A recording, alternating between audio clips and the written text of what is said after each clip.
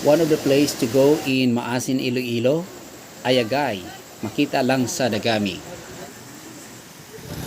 On the way na ini pakadto sa Sambag Dagami or in nga ang mga travel o on ang travel pakadto dito around 20 minutes to 30 minutes kag maagya nimo ang Kamansi View Deck diri sa Bulo kag subong ari na kita diri sa Sambag ini pakadto sa Banwa kag ini pakadto sa proper kag subong ini amo na ang pasulod pakadto dito sa Ayagay kag gamay lang nga lakat. Of course hindi na makasulod dito ang motor kag laktanay na gini siya. So padulhog gini siya kag in fact hindi lang kami amo ang magakadto dito damo ang mga tumandok nga luyag mag picnic dito no kag padulhog ini pakadto sa Suba. Ang travel halin sa may Sambag pakadto sa Suba kung madasig ka mga 5 minutes dito ka na no pero kung mahinay-hinay mga 10 minutes makalambot ka na kag of course ang mga agyan nimo amo ang mga kawayanan ng banas nga ginakaagyan sang Carbaw kag Tawo kag manami subong ang tion kay hindi malao no kay it's a summer time so magadulog nga medyo manami sok-sok mga chinilas medyo mainit-init lang kag subo makita na ang tuktok sang bukid kusa din sa ubos dira ang among ginatawag nga Ayagay kag samtang ikaw kung ikaw isa ka naga-picnic it's a good thing i-observe nimo ang leave no trace kung may dalon ka man yung mga cheese curd, cheese snack, chichirya mas manami nga hindi mo na ipaglaptahon dito sa ginakadtuan mo ko sa din ka mo mag-picnic no so leave no trace kag this is one thing ma-preserve natin bala ang beauty sa nature so padulhog na kag malapit na sa may pangpang sang Suba sa diin makita na ang Suba no excited kid ang mga maga-picnic kaupod sa amon kag ayan gina-enjoy ginila ang adlaw sa paglakad pakadto sa Suba. Okay, we are now approaching sang Suba o sa diin dito sa unhan usuyo nato na amo makita ang lugar nga Ayagay. Paano ma-picture na nga? Pagkatapos dulhog, pagkalabot sa pangpang, ari na di ang Suba. As you can see, gamay pa lang ang mga bato kag hindi pa amo ini ang Ayagay. Kaya ang Ayagay, mga dalagkuan mga bato, dako pa sa mga balay kag sa pag-abot namon sa sininga doog, is a good thing ari diri ang mga katapo sang kafgo nga naga-picnic sila kag as we can say, this is for the security bala sa mga naga-picnic diri no. So cheers para sa ila. Subong, madiretso na kami sa Ayagay kag off dinyo kami kag ang alagyan dito pakadto dito sa as approaching sa Ayagay medyo gamay pa lang mga bato kag may mga kahilamunan diri makita naton sa kilid ang mga pilas may mga soil formation no kag kanami sang beauty sang nature gate kag nagamat-amat nakadako ang mga bato kag diri wow it's amazing nga makita nimo ang mga rock formations nga ginukit bala sang tubig nga nagaagi diri kag subong medyo manabaw ang linaw kay it's a summer time but samtang nagapalapit makita naton maramo nga mga nagaabot nga mga manog picnic man kag may dala sila ng mga tubig pagkaon para ma-enjoy ang ilang picnic no so kaupod namon as we approach Ayagay kag damo pag nagalabot nga manog picnic sa makita natin sa palibot mga kalain-lain mga kahuyan mostly mga kawayan kag makita na natin diri ang nagaamat-amat kadalag ko ang mga bato and then of course dapat kung ando pa rin man isang hiking adventure mo dapat may balon ikaw nga energy gid no so amoy ni makita natin diri no ang soil formation rock formation as we come closer to Ayagay no ka tinaw sang tubig mga fresh na crisp ka kag mabugnaw ini siya kag subong makita na ninyo ang mga bato nga mas dako pa sa inyong mga balay kung nagadako ang mga bato sa alagyan. Of course, medyo nagabudlay ang pagkadto dire. So we are here sa situation niya kung paano taklaron ni taklason ang bato nga na makaagi kang dapat dito sa babaw pagid. Well, let's watch and see kung ano ang challenging din na part sa pag tukad pagid dito, no. Let's watch and see mga lala.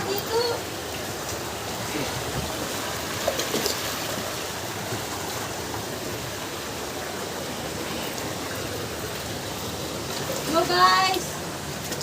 Sir, dalam jadi sir mau sir. Jangan sir guys sir. Dalam jarak ya.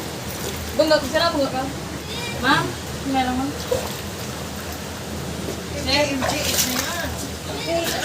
Ma'am, dalam gara mo ma'am. Sila lagi sila. Meron.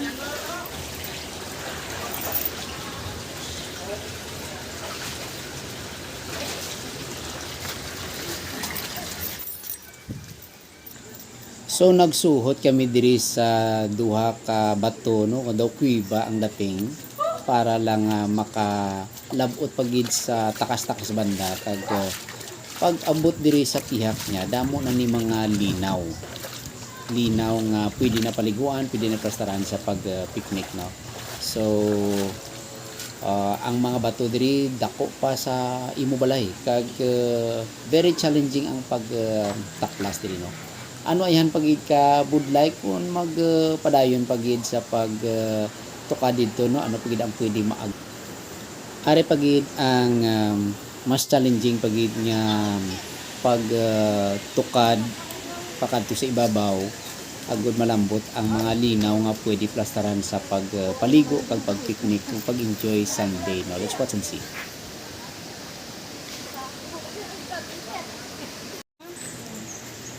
You see, it's challenging ang pagkakadto diri, no, kag it's also amazing kay mag-aagi ikaw sa pagitan ng dalawang malalaking bato kag in this portion damo na diri nga luyag magplastar diri magligo kag mag-enjoy sa nature, no. You see, it's very tempting sa pag ano dayon sa pag-enjoy sang katugnaw sang tubig matinaw kag ang huni sa kapispisan do kanami ang imong mabatian.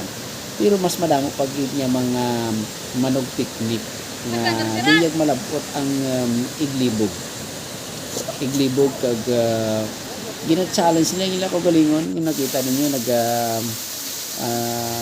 taklad sila sa dako nga bato kag diri makita nimo mga mini nga busay.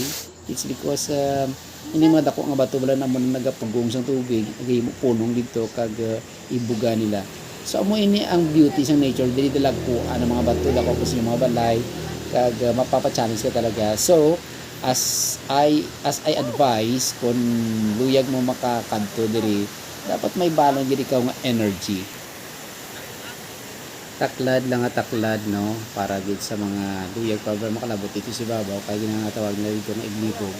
So medyo mas layo ng konti, medyo dapat mapapa-challenge si mo kudingon kay medyo mas manami kuno dito si babaw kay mas malapad ang linaw. Apang ang isa ko ka upo diri hindi na kaya magkaano dito makalakat dito. So you just find it comfortable to stay here and enjoy the beauty of the nature. Okay. Diri na kita subong sa lugar nga inatawag nga Ayagay kag ang nature diri is very amazing. Ang mga bato diri dalagkuan daw sobra pa sa nako sang balay kag subong nga adlaw damo ang mga nagkadto diri nga taga maasin na iban mga sa banwa gid mismo kag upo nila ang mga taga tumandok diri sa Sambag kag it's a good day today though is pero para sa wala naga-hiking o ko picnic diri ang iba may dala nga mga gusto maligo din, no. Ang mga activity diri is gusto sa mga kumaladto diri magpaligo kag ang iban may dala nga mga pagkaon para hindi gutomon, no, kag gusto nila ma-enjoy ang katugnaw sang tubig kag maghigop sang priska nga hangin kag medyo mabulubudlay gid man ang dalan pakadto diri kay masuhot ikaw sa mga bato, tabok ikaw, kapila mo tabakon ang ini nga suba, hindi mahapos kay very adventurous nga lugar. Amo nang ginatawag nga Ayagay, kag ma-enjoy mo gid ang beauty sang nature.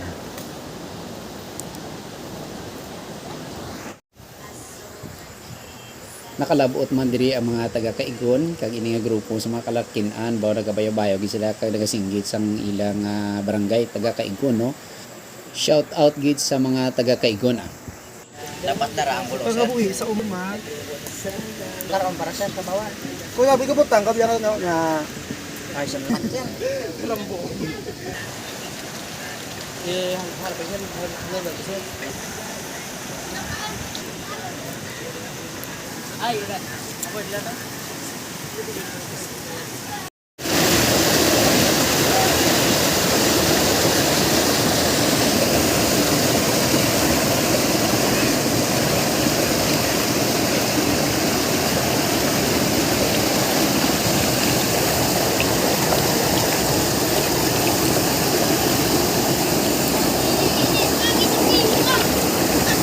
Patindad, patindad.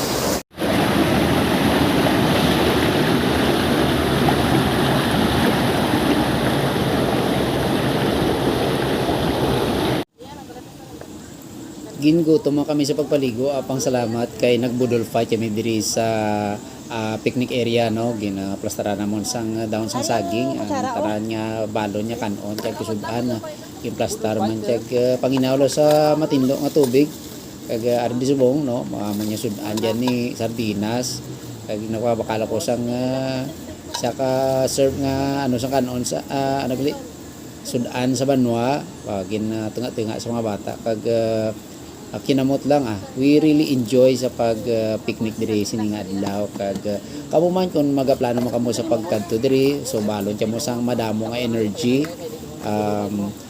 dala man kamo sa mga pagkaon parang kung gutomon kamo may kanon kamo diri, no, mga tinapay kag pang igma gid bala parang may energy.